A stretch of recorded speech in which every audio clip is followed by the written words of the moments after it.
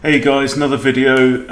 This is, I think, quite a useful lesson for a lot of us, which is that I feel like a lot of beginners and improving players don't use their rooks enough. Rooks are extremely powerful pieces, but they very often get left in the corner and underemployed when it's time to attack. And very often in chess, you might be running out of pieces to bring into the attack, or you might just need to get more weight behind your offensive ideas. So here's a game I just played. My opponent's rated over 1300, and I'll take you through it pretty quickly, just to get a feel for how and when to bring in your rooks, and just to see the power of that the rooks can bring. Okay, so we've got a French defense, so e4 and then e6 is the French. So now I'm expecting d5, and we exchange on d5. So now this is the French exchange variation. Knight to c3, bishop pins the knight, bishop breaks the pin. Knight out now to e7, where it's adding a defender to this pawn. And I develop my second knight to f3. And we'll move fairly quickly through. Black castles, I kick the bishop, bishop retreats. I develop my bishop to d3, can't go here, and this looks a bit pointless, and this just blocks off the queen and the open file. That's one nice thing about the French exchange, is that you get this open e-file. Now, it can then be an arms race to see who can dominate that open file. Okay, so we have bishop out to f5. Does he want to swap off bishops, or is it in my interest to swap off bishops? So I figure that I don't want him capturing me, because the only way I can retake is with my c-pawn, and that just messes up my pawn structure. So I initiate the exchange, and the knight recaptures. So far, so good. Okay, so knight's attacking this pawn, but it is defended once. I'm actually attacking this pawn here, which is undefended. And so I grab the pawn.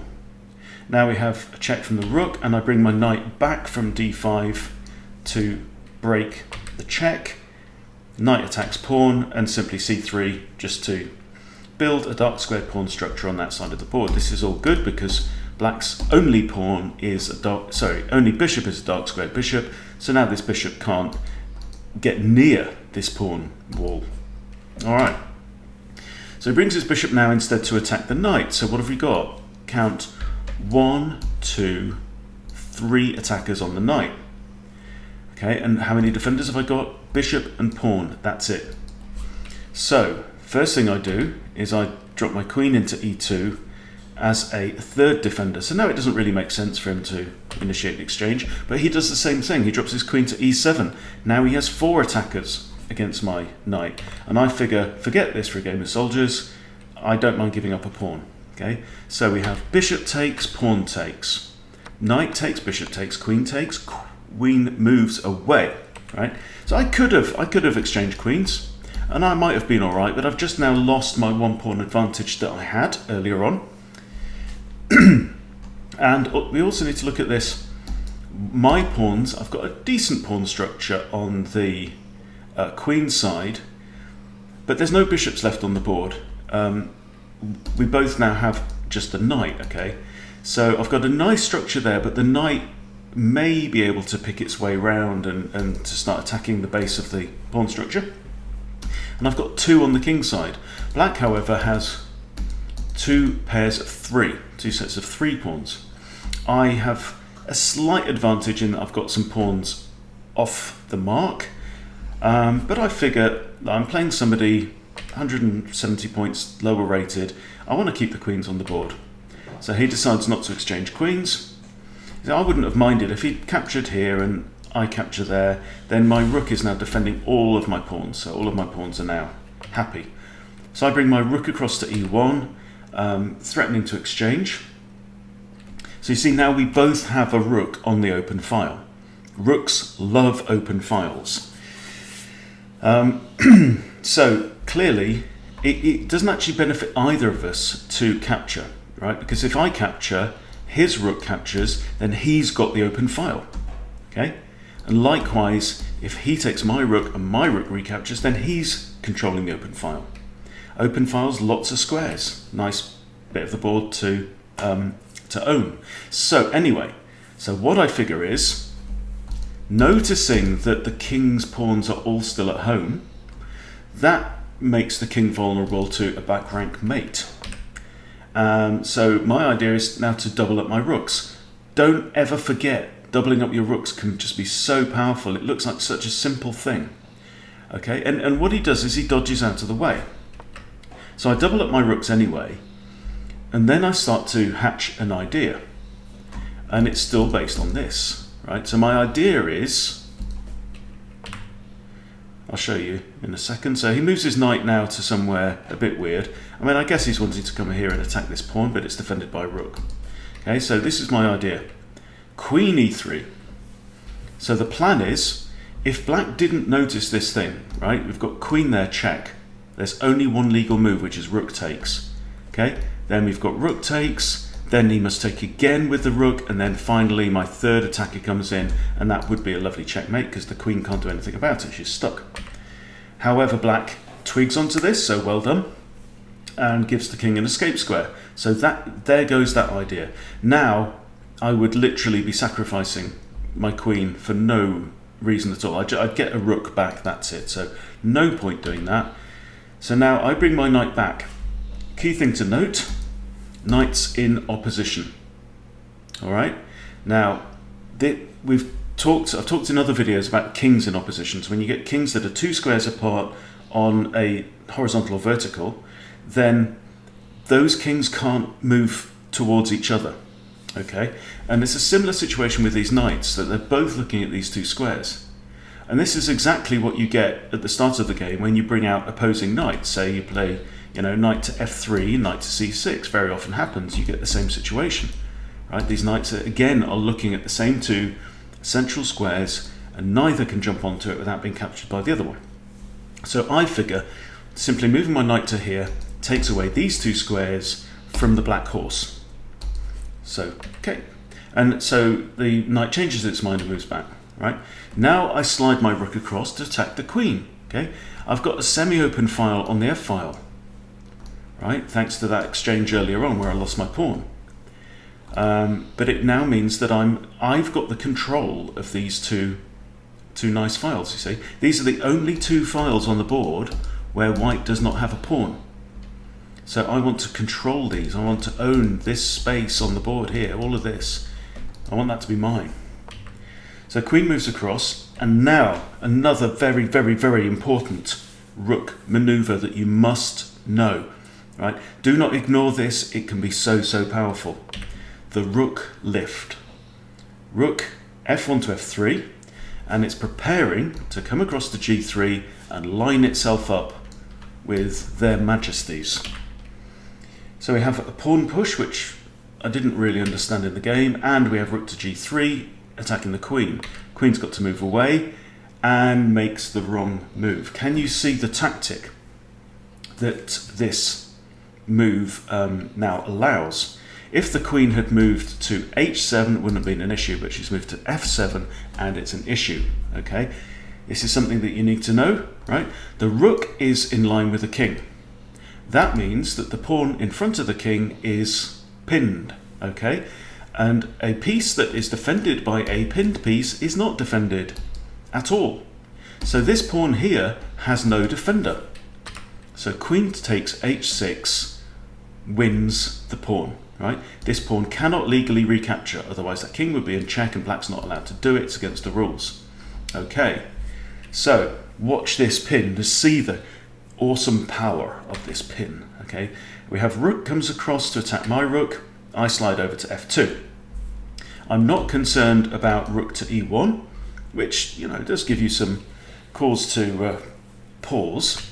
And we have rook to e1, but I know I can play knight to f1, blocking off the rook, and this rook's now not part of the game. Really, well, it's doing something. And we have another rook across. Now, can you see my next move? Right, we're thinking about rooks and we're thinking about pins. We've already said, while as long as this rook remains on g3 in line with that king, this pawn on g7 is pinned and cannot capture. Okay, so my next move, rook takes f6. Pawn cannot legally recapture because it would put the king in check, right?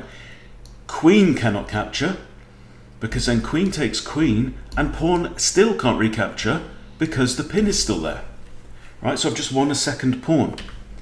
And now we have rook to e6, and this is a decent move actually. This is a good move, and he thought for nearly a minute over this one. So now, if I take the queen, he takes my queen, and that's what we in fact decide to do. So I've got a 2-pawn advantage now. I've got a 1-pawn advantage on the queen side of the board, and I've got a 1-pawn advantage on the king side of the board. But now, bang, rook comes in, captures g7, and the king, there's only one legal move on the board. Now what I could do, I mean, I've got ideas. I could just have grabbed this pawn now, okay?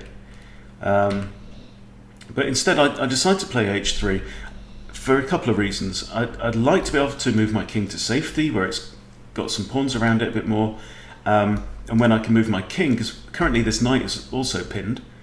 It is defended, it's defended twice, but it can't move because it would put the king in check.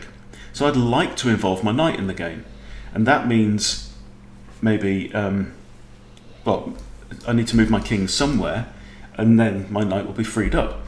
There's another option as well, another idea that I noticed, which was just possible risks of like a rook sacrifice, knight recapture, and he grabs my pawn, so he grabs my knight, but that's not a huge issue. I just thought this pawn was going nowhere. I'll play a sensible prophylactic move. This is a lovely little move. So again, yeah, he thought for 41 seconds on this.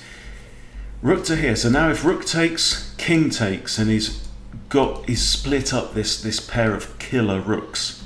Now I could have done like rook to here, king to here, rook to here. Then the king goes off to f8. That might have worked. But rooks, and when you've got rooks against kings, rooks don't like to have a king right in their dance space. You know, you like to attack kings from afar. But I do decide that actually I have enough advantage so far in this game that I can handle the swapping off the rooks. So that's what I do. And now I simply drop my rook back to f2.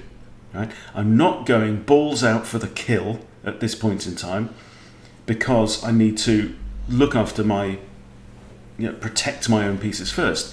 And having my rook here, again, protects g2 and protects b2 at the base of my pawn structure. So now everything on my side of the board is defended. On black side of the board, he's got a rook and 2 pawns that are undefended. That pawn's defending that, and the knight's defending that pawn. The king and the rook are also undefended. So we have knight moves. We have now the king moves away. This knight is still protected by its rook on the f-file. Knight comes in, knight moves there. So now I'm thinking about maybe knight to f3, just start to move it into the board, and also hits this rook. And at that point, actually, my opponent resigns the game. So what's interesting here is I think that we've seen a few interesting ideas. Trying to dominate the open file. Rooks are very, very good at that, and they love to do that. Another thing that to bear in mind as well is that rooks love the 7th rank. Okay, so I could have merrily just started gobbling up pawns here, and maybe that would have been a good idea, but this move was particularly good, I think, by my opponent. And then the other idea, of course, going back a few moves, is the idea of the rook lift. Okay, rook lift, get it off the back rank, so it isn't behind pawns. If you can get a rook in front of your pawns, then it can provide a really useful attacking weapon, right? And with this error here, I was able to win a pawn and then another. So I won 2 pawns using the same pin, using the same technique, and all thanks to the fact that this rook had lifted off the back rank and gone and sat in front of the pawns instead of behind them, which is where it starts the game. So just bear in mind when you're playing, rooks are very, very powerful pieces, right? Don't forget to use them. Don't forget to involve them in the game, and it can make all the difference. Okay, there you go, quick lesson. Thank you for watching. Please subscribe if you haven't subscribed. See you soon.